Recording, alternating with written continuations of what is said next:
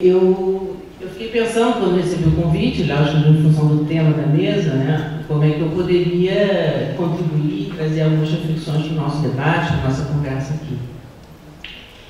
E eu escolhi um título, né, que depois eu acho que vai ser socializado, eu chamei O Lugar dos Conteúdos Escolares nas Teorizações e nas Políticas Curriculares Contemporâneas. Esse é o título que eu dei à minha fala, ao resumo, e provavelmente é um futuro texto. E que eu gostaria de começar a nossa conversa assim, explicando, justificando o porquê desse recorte, o porquê dessa escolha.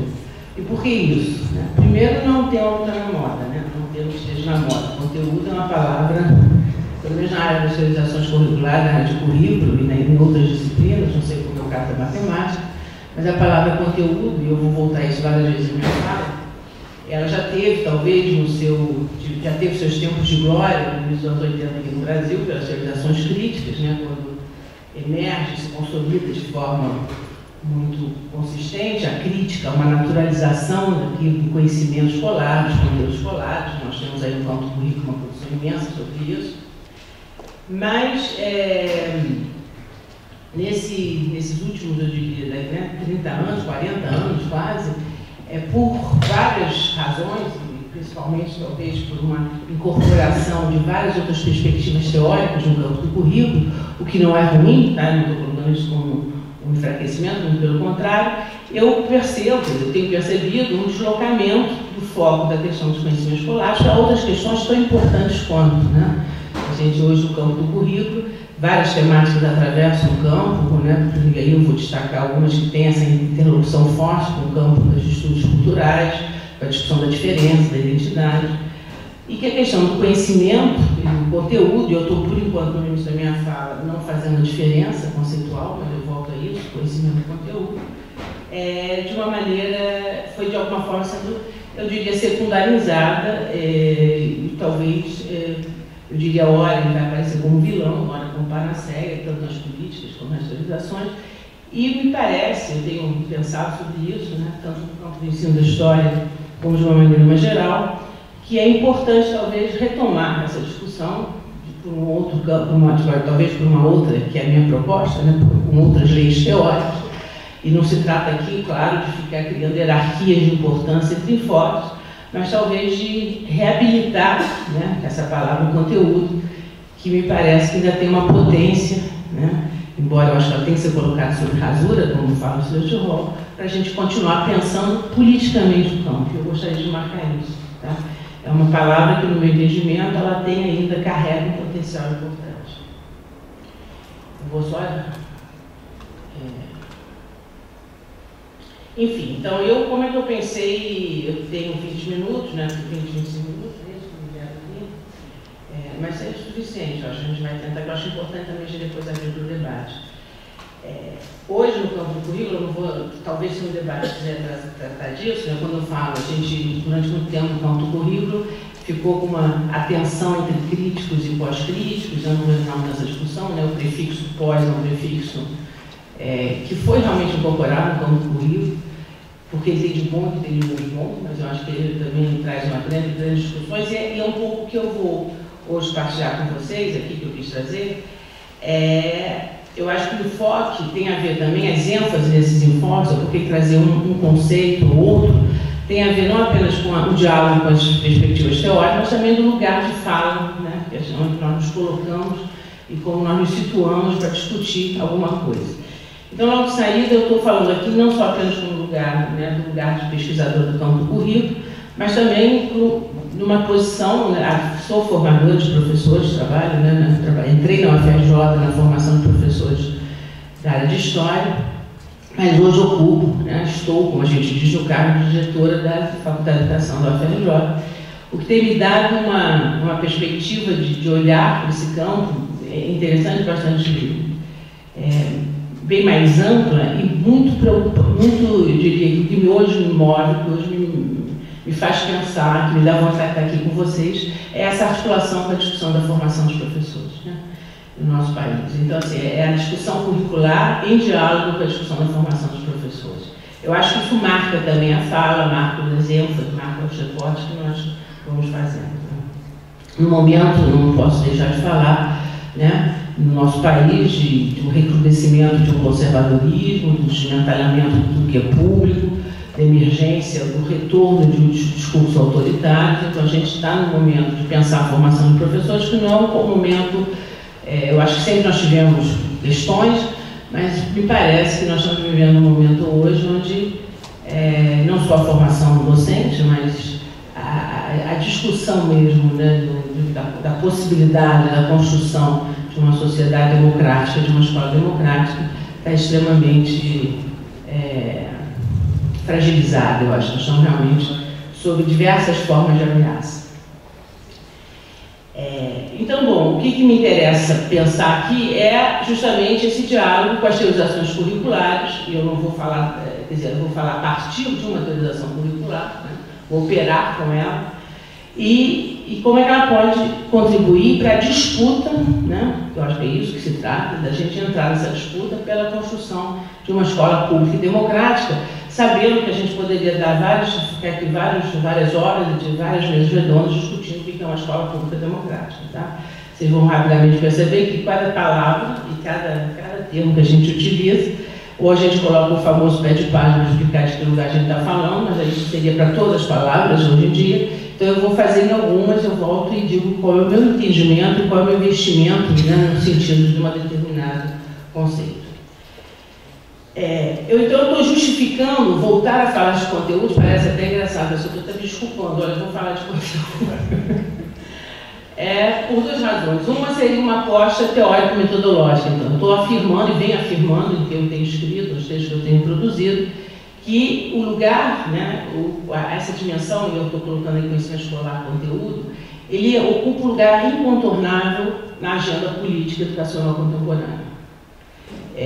Como se, e aí falando, principalmente quando a gente pensa em formação de professores, e falando no sentido do que eu quero chamar de esse incontornável, é que o enfrentamento, ele exige um enfrentamento, e precisamos enfrentar essa questão, né? De alguma forma, quando a gente quer trabalhar com formação de professores. E é muito perigoso enfrentar essa questão hoje, porque tem outros querendo enfrentar a partir de outras matrizes teóricas e políticas. Então a gente tem que saber de que lugar teórico e político nós estamos enfrentando essa questão de conteúdo. Eu acho que a exigência e o momento que eu fiz questão de frisar antes, ele é mais delicado nesse sentido. E o desafio, que eu acho que me motiva também a continuar pensando em conteúdo, então, por um lado, como eu falei, né, a sua importância, eu atribuo essa importância, eu reconheço essa importância em termos de um lugar-chave, né, de um conceito-chave a pensar o próprio deslocamento, não sei se consigo chegar no meu raciocínio, mas o próprio deslocamento de um lugar subalternizado da docência para um lugar mais subversivo. E, por outro lado, um desafio teórico, porque como é que a gente pode continuar pensando e operando e refletindo com a questão do conhecimento escolar / conteúdo, num momento de discussão, de debates epistemológicos, né, onde já tem sido e tem se discutido hoje não apenas a sua não neutralidade, ou não apenas a sua possível universalidade, mas a sua própria condição de existência em termos de objetividade. Né? Hoje nós temos quadros teóricos, inclusive nos quais com os quais eu trabalho, que a gente está discutindo a possibilidade de como é que se dá o processo de objetivação. Então, a gente, quando fala de conteúdo, a gente fala de verdades, a gente fala de objetividade, que são conceitos, são categorias que não podem ser ditas hoje, pelo menos quem trabalha, discute no campo do currículo, de uma forma como se isso não estivesse sendo problematizado em matrizes teóricas fortes e importantes e, entendo eu, bastante potentes também para pensar o campo. E aí eu resumi isso, né? Como é que eu continuaria apostando em algo que tradicionalmente vem sendo discutido em registros epistêmicos, que hoje são combatidos pelas críticas anti-essencialistas, que é onde eu me situo, né? Em termos de verdade e objetividade. Então, essa breve introdução, e aí eu acho que tem outra necessidade de explicitar que me parece importante, por que eu estou falando conhecimento / conteúdo, e por que eu não falo, né, o conhecimento escolar, por que eu insisto em falar em conteúdo, e eu insisto em grafar a discussão do termo de conteúdo, porque eu acho que esse termo, conteúdo, ele condensa simultaneamente todas as tensões que eu acho que eu tenho, de alguma forma, acumulando dentro do campo do currículo, mas também pode haver algumas pistas, né, no momento que a gente tenta ressignificá-lo, colocá-lo em outra matriz teórica, que pode nos ajudar a fazer trabalhar algumas aporias no campo particular, mas no campo.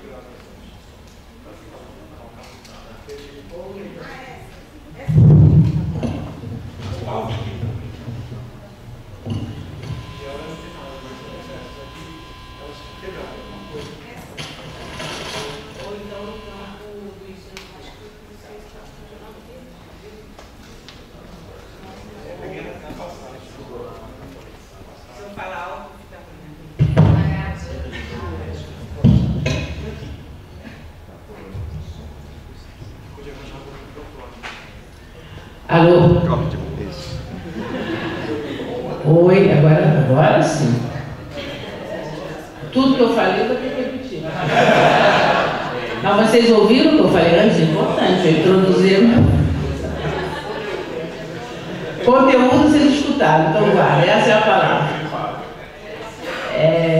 Então eu organizei, a partir disso, né, quer dizer, eu organizei a minha fala em três, na verdade, na tentativa de explorar dois conceitos, ou conversar um pouquinho mais sobre dois conceitos, de fazer uma provocação, trazer uma provocação e apresentar algumas pistas, dessa forma que eu vou desenvolver aqui meus argumentos. Que dois conceitos eu gostaria de explorar, e aí já operando com o meu quadro teórico, né? E eu tenho trabalhado no que a gente vem chamando no campo, não só no campo, mas principalmente no campo das ciências políticas, com as teorizações pós-fundacionais. E o que essa perspectiva me ajuda a pensar, por exemplo, que é o que eu quero continuar pensando, é politicamente o campo do currículo, o campo da educação, no próprio conceito de política e político. Eu acho que esse é um conceito importante, e eu tenho dito, o campo do currículo, o campo educacional, que é pela sua natureza, né, ele dialoga com várias áreas, mas talvez a gente precisasse, e acho que alguns estão já, né, fazendo, estão já fazendo, eu vi, tá? Não gravo essa frase, porque parece que todo mundo tem que fazer. Mas, de alguma forma, já estão dialogando no sentido com as ciências políticas. O que seria, né, pensar politicamente o campo para além das políticas curriculares que a gente, às vezes, né, trabalha no sentido das políticas que vêm do Estado, das reformas, enfim. Pensar a ideia de política e político numa perspectiva pós-fundacional significa trazer ou entender também como luta política. Eu vou ser não vou entrar a fundo nas discussões teóricas disso, mas as lutas pela significação de qualquer coisa. Aquilo como nós nomeamos o mundo, aquilo que a gente nomeia como currículo, como escola, como docência, como conteúdo, são entendidos como lutas, né, são resultados de lutas de significação, onde existem várias possibilidades de definição, né, mas que alguma é definida contingencialmente, né, em função dos interesses que estão em jogo, e, nesse caso, é o que a gente chama da hegemonização de alguma coisa. Então, hegemonizar, universalizar, homogeneizar, nessa quadra teórica, eles podem ser quase empregados como sinônimos. Então, o sentido de alguma coisa nessa perspectiva é fruto já de uma luta política pelo investimento no sentido daquilo que nós estamos, né, com aquele significante com o qual a gente está operando. Isso parece, talvez, né, ao dizer isso, o que desloca, o que me ajuda a avançar. Como eu venho trabalhando, eu acho que isso abre a possibilidade de trazer para a nossa reflexão o tempo todo, né, a contingência como instituinte do real. Porque, na verdade, o que a gente está dizendo aqui é que o jogo é esse mesmo, de refixar ou desfixar sentidos. Eu não vou me estender muito nesse quadro, depois da discussão, se vocês acharem importante, mas uma observação me parece pertinente aqui agora. Isso me obriga a pensar num diálogo muito forte com a linguagem, mas extrapolando. Eu não tenho trabalhado, por exemplo, numa perspectiva da linguística nos meus trabalhos. A linguagem na sua potencialidade instituinte do mundo. Essa linguagem aí, né, não no sentido, e aí o discurso, que é outro conceito chato, por exemplo, essas abordagens discursivas que a gente, né, eu me situo, me inscrevo nesse movimento. em que tudo é texto, e a gente já lembro várias reuniões, inclusive no GT do campo do currículo, que a gente não acha que tudo é texto, então se eu fico na frente do trem, gente, nós não estamos mais nessa discussão, ninguém nega a materialidade do mundo, mas acesso a esse mundo, acesso àquilo que a gente quer entender, no caso de vocês, educação matemática, currículo, formação de professores, são formas de acessar e dar sentido a esse mundo, e nós não podemos fazer isso fora da linguagem, né? Esse quadro teórico nos diz isso. E se a gente investe nele, a gente assume as consequências disso para pensar o que a gente quer pensar. Então, nesse sentido, pensar politicamente o campo é também pensar alguns conceitos, como é que eles são historicamente, né, homogeneizados, consolidados, estabilizados, como é que existe, podemos construir pistas ou estratégias de estabilização, a quem interessa desestabilizar o quê e que sentido no campo do currículo. E sim, se eu fico aqui, porque eu acho que senão eu posso ficar falando horas sobre isso, eu acho que perde o foco da fala.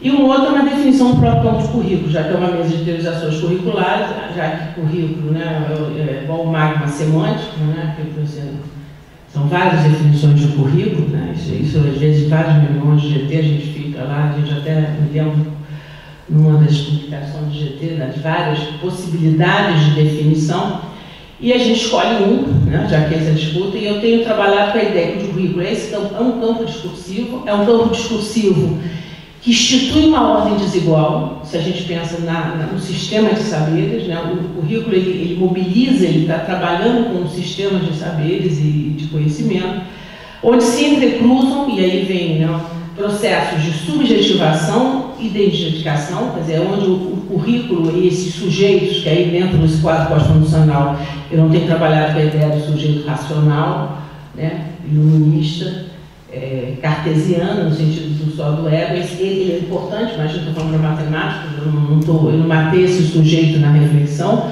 mas eu acho que ele não pode ser pensado sozinho no campo do currículo, né? Esse sujeito do conhecimento, ele se articula com o sujeito das demandas, como o sujeito político, o sujeito do desejo, né, que fala também do Ninho. Então, assim, eu acho que o currículo é esse espaço onde se entrecruzam esses vários processos de subjetivação, e é claro que em articulação com o quê? E essa é a minha defesa, né, com algo também que a gente pode chamar dos processos de objetivação desse conhecimento. Eu não tenho o menor problema de afirmar que quando a gente está trabalhando com formação de professores, com escola, a gente tem que estar pensando nessa relação com o conhecimento. Então, na minha forma de estar trabalhando, né, o campo de currículo e formação de professores, não existiria um professor, definições do que é um professor de matemática, por exemplo, que é um professor de história, previamente. Ele vai se constituindo nessa relação, né, com esse currículo, desse campo discursivo, com esses outros sujeitos, com a sua própria multiplicidade de processo de identificação e com os conhecimentos ou processos de objetivação de conhecimento, como eu estou chamando aqui. O que seriam esses processos, né, de objetivação? Por que a gente não falava o conhecimento objetivo, o conhecimento, né, verdadeiro? Porque são questões que a gente, quem é professor e quem trabalha, né, diretamente, por exemplo, com a escola, com a educação básica, a gente trabalha com essa ideia de verdadeiro, falso, errado, certo, e como é que a gente problematiza pelo menos isso, né? Não dá para não discutir alguma coisa chamada verdade, né? Ao invés de pôr no plural, porque no campo da educação a gente resolveu durante muito tempo botar tudo no plural e resolver tudo. Era sujeitos, conhecimentos, verdades, e tudo bem, eu acho bacana, são plurais, mas eu acho que a gente tem que avançar nisso, porque não dá para a gente não entender que o professor, na sua sala de aula, ele está ensinando alguma coisa que ele está acreditando e apostando que vale a pena, e se valer a pena também em termos de um valor de verdade, talvez não da verdade, né? Então, um valor onde esteja no domínio do verdadeiro, de registros, de regimes de verdade, se preferirem, de cada área disciplinar, e isso não pode, eu acho, ser de alguma forma esquecido. Mas o que mais me interessa nessa ideia da objetivação é a ideia de público, de visibilidade, né? Eu acho que o currículo, o conhecimento curricular, o conhecimento externalizado, é aquele conhecimento pelo qual, ou com o qual, talvez não seja só por aí, mas o mundo torna-se público para esse aluno, o mundo torna-se visível para esse aluno. Talvez com essa definição, que não vai dar até tempo aqui nessa fala, de entender também o que a gente está querendo chamar de objetivação, um conhecimento objetivado, que é aquele conhecimento que não é necessariamente, né, faz uma relação direta com o mundo fora real, né, da experimentação ou da verificação, ou que conforme a realidade, mas é um mundo pactuado, disputado em determinados momentos históricos como sendo comum, aquele que precisa ser oferecido talvez como herança, né, para as próximas gerações. Que é, claro que é cheio de contradições, não estou essencializando, procurando pelo menos essencializar. Mas vamos voltar. Então, esses seriam os dois conceitos. O conceito de currículo, que é, né, muito longe de uma listagem de conteúdos, por exemplo, tento marcar aqui dessa forma. Né, um conceito de currículo que incorpora as teorizações curriculares pós-estruturalistas, pós-fundacionais, e uma ideia que eu quero continuar, mesmo assim, discutindo o currículo, discutindo o conteúdo. E aí, por que aí a gente vê uma provocação, né, que eu tenho feito?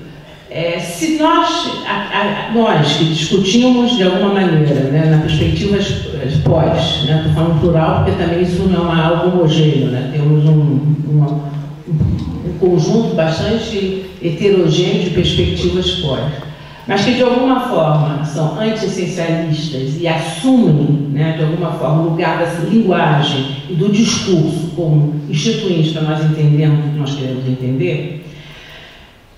Isso me permite dizer assim, então nós podemos desestabilizar todos os conceitos, desestabilizar todos os termos que nós utilizamos. Então, por que alguns são tão problematizados, desfixados, discutidos e outros continuam sendo naturalizados? Ou continuam não sendo colocados como objeto de reflexão. E me parece que o termo conhecimento, de uma maneira aí mais englobando o campo semântico do conteúdo, aí habilidades e valores, que aí fica no pacote só, tá? A gente não dando fim da distinção, eu acho que algumas são importantes fazer, mas eu estou agora chamando isso de conhecimento. O que eu estou chamando de conhecimento escolar? Talvez eu não tenha feito essa pauta, essa observação é importante. Estou chamando aquele conhecimento selecionado e reelaborado didaticamente para ser ensinado como objeto, quer dizer, para ser ensinado e legitimado como objeto de ensino das escolas da educação básica. Tá? É disso que eu estou falando. Olha, por que a gente não pode problematizar? A gente quem? Nós, do campo do currículo, né? Porque ele é usado o tempo todo, mas é muito como vilão. Ele ora aparece como vilão, porque é aquilo que faz uma cadeia de equivalência maravilhosa, é conhecimento escolar, conteúdo, conteudismo, neoliberalismo, cientificismo, positivo, é tudo como se fosse um campo semântico. Então eu estou provocando, porque quando a gente quer afirmar outros enfoques importantes no campo, nós precisamos colocar o conhecimento nesse lugar, né, de algo já que é preciso problematizar, mas que nós, na verdade, não problematizamos, isso não nos ajuda mais a pensar.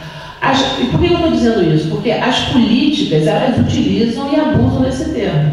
E agora, elas fixam, as políticas realmente, elas fixam esse termo, muitas vezes, uma perspectiva nenhuma. Não tenho a menor dúvida que as bases curriculares nas suas construções da terceira versão.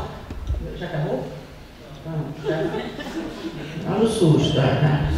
É um susto. Tá, o primeiro susto, mas já acho que dá. De alguma maneira, né, as políticas estão trabalhando com o sentido de conteúdo de uma forma bastante, eu diria, clara, no sentido de retornar um retrocesso às discussões lá das transições curriculares. Nós já tínhamos batido nessa questão há muito tempo. Então, mais uma razão que eu estou chamando aqui para a gente, peraí, mas por que, né, vamos tentar propor outras definições, outras possibilidades de enfrentar isso, em vez de criar alguma espécie de uma conteufobia, como diz Alfredo Veiga Neto, que eu gosto muito, né? Eles chamam isso de conteudofobia. Né? Não precisamos ser nem conteudistas, nem conteudofóbicos, né, se for possível. E eu acho que essa forma é uma forma muito dicotômica de enfrentar essa discussão. Porque se vocês perceberem, vocês talvez depois na desconversão, não sei se em matemática isso é uma questão, no ensino da matemática isso aparece com muita força, mas criam-se algumas oposições entre ciência versus cultura, né? Conteúdo versus valores, habilidades versus conteúdos. Eu acho que a gente pode borrar essas fronteiras, né? Não que a gente não precise estabelecer outras, porque senão a gente não define nada, mas talvez começar justamente a repensar, né, de definições de conhecimento escolar e de conteúdo que possam nos ajudar a sair disso e continuar a falar sobre como é que um professor, né, no seu processo de formação, que eu acho que é um outro conceito, outra categoria bastante utilizada nos anos 80 no campo educacional, que me parece uma pista. Eu estou numa fase de reabilitação, precisa ser reabilitado. Eu acho que a gente precisa inventar menos, talvez, e reabilitar mais, do que a relação com o conhecimento. Relação com o conhecimento. É uma categoria clássica do campo da didática dos anos 80, mas que, para mim, me parece bacana reabilitar. E aí, como é que a gente poderia, então, redefinir conteúdo, repensar essas discussões como pistas teóricas de reflexão? Eu não sei como é aqui, né, mas eu tenho conversa, eu não preciso saber no sentido de ter a experiência da vivência, da sofrência, mas os diálogos entre as faculdades de educação e os institutos são diálogos difíceis, são conversas difíceis, são conversas muitas vezes muito complicadas e, dependendo às vezes das pessoas, elas são mais ou menos tensas, né? O que isso significa? Significa que paira no ar, né, uma disputa, uma luta pela legitimação de quem forma o professor na educação básica. Não é isso? São os matemáticos ou são os professores de didática da matemática? São os historiadores ou são os professores, ou os outros professores da faculdade de educação, porque não é só a didática da matemática que entra. Olha, essa é uma disputa que não é de hoje, né? É uma disputa que, dependendo do diálogo das áreas, ela já foi mais ou menos resolvida do tipo, não, precisamos dialogar. Né? Isso é de todo mundo acaba os congressos, os pós, não precisamos dialogar, precisamos dialogar. Eu já fechei fora da minha área, então não queria mais dialogar com o historiador, não queria. Eu cansei de dialogar, não quero mais dialogar com o historiador, porque eu acho que diálogo só existe se existe uma problematização na hierarquia dos saberes. E não é com pessoas, eu adoro meus colegas historiadores, é que o sistema de saberes hoje, da forma que ainda é consolidado e hegemonizado, coloca a pesquisa, né, numa hierarquia do ensino. Isso é uma banalidade, todos nós sabemos disso. Então, quando a gente vai discutir com os nossos pares dos institutos, o diálogo está sempre já enviesado por essa relação hierárquica. Então, ele quase fala assim, não, nós entendemos vocês, eu sei que vocês também formam professor, mas no fundo quem forma professor é a gente mesmo, porque tem que ter conteúdo matemático para saber ensinar isso, tem que ter o conteúdo da área disciplinar. E vocês só vão trazer essas coisas simples, né, pedagógicas, um pouco indefinidas, para fazer o quê? Então, essa é uma discussão. Por isso que eu digo, se a gente traz a discussão de conteúdo, primeiro que nós não somos, né, essa coisa da teoria e da prática, eles são os teóricos, nós temos todas as dicotomias, é o que interessa, gente. Não interessa, aliás, falar que elas existem, é já pensar na órbita delas. Eu sempre desafio meus alunos, vamos pensar a formação de professores sem falar que a gente precisa superar a dicotomia teoria e prática. O dia que a gente conseguir falar de formação de professores sem falar que o desafio é superar a teoria e prática, a gente já ganhou, para mim, muita coisa, já avançou muito. Então, a palavra conteúdo não pode ficar no monopólio dos institutos, de alguma maneira, né? Não é dizer assim, nós também temos conteúdos pedagógicos, também não acho que não seria por aí. Vamos tentar pensar o que significa, por exemplo, para vocês de matemática, o conteúdo matemático na construção disso que nós chamamos de escolar e conhecimento escolar. Que não é necessariamente um enciclopédico, não é necessariamente, né, uma perspectiva conteudista. O conteúdo poderia ser, é uma forma de definir, justamente o fluxo daquilo que a gente poderia chamar de uma dimensão da cientificidade, que tem que também estar presente dentro do conhecimento escolar. E é claro que a gente também tem que discutir o que nós estamos chamando de cientificidade e ciência, como eu falei aqui, né? Mas que tem aquela que nos obriga, de alguma forma, está sempre dialogando, de alguma forma, com o domínio estar no domínio do verdadeiro. Então, eu acho que o conteúdo ele tem uma função discursiva, de legitimação importante, e que a gente tem que entender mas esse conteúdo do ensino de matemática, que dialoga com, não é um sinônimo do conhecimento escolar matemático, que aqui é a matéria-prima do professor. Porque nós, quando formamos professores, estamos trabalhando com esse conhecimento escolar, que tem entre os elementos que o definem pitadas, né, mais ou menos fortes, lances mais ou menos fortes de conteúdo, que não é o conteúdo. Isso é uma pista que eu tenho trabalhado e que me parece que ajuda a deslocar algumas discussões do universal, particular, enfim, e a gente pode trabalhar, conversar mais sobre isso, eu sei que o tempo está acabando.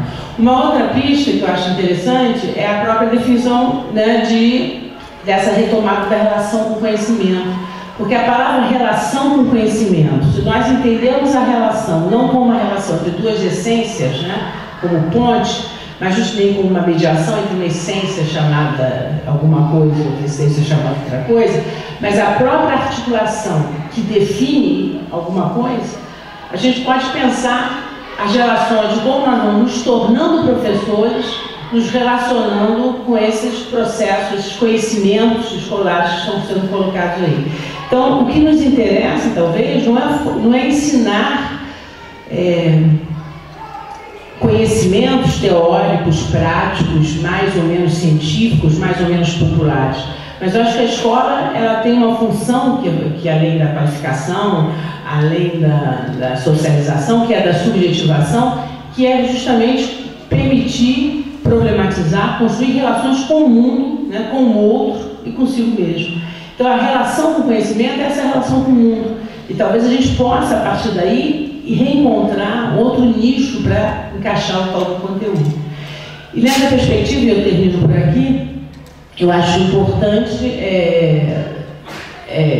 voltar na discussão de currículo, esse entendimento, eu tenho agora chamado como espaço biográfico, porque durante muito tempo meu foco sempre foi muito a questão da objetivação, e hoje cada vez mais eu trago a ideia da subjetivação, né? Como é que a gente pode pensar na articulação desse sujeito docente, desse sujeito discente, aluno, como essa articulação entre um sujeito de conhecimento, na relação que ele estabelece com o mundo, ele opera com uma ideia de racionalidade, com uma ideia de desejo e com uma ideia de demanda no sentido político, né, de justamente sair de lugares, né, dos seus lugares subalternizados e se deslocarem para outros lugares onde permitam uma maior, né, no sentido da subversão, enfim.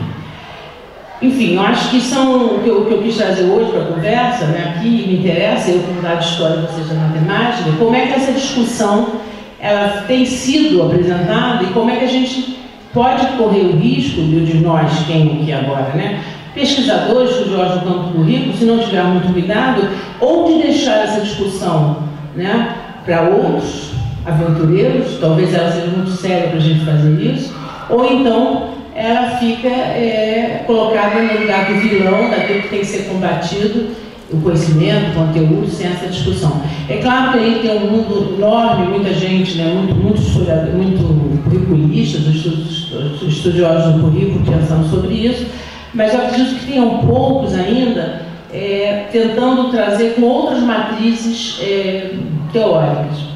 E eu termino com uma frase do Buriti que eu tenho, está virando mantra para mim, que a gente escolhe uns mantras que é bom, né? Porque no tempo de hoje eu uso muito mantra. Que eu acho que essa disputa, quer dizer, essa ideia da luta pela significação do sentido das palavras é importante, porque o que existe hoje, né, não é uma disputa mera de diferentes interpretações. Hoje a disputa é pelo mundo que nós estamos vivendo, é a disputa pelo tipo de sociedade que nós queremos, é a disputa pelo tipo de professor que somos, queremos ser, queremos formar. Eu fico por aqui para não passar muito meu tempo, agradeço a atenção. Muito obrigada.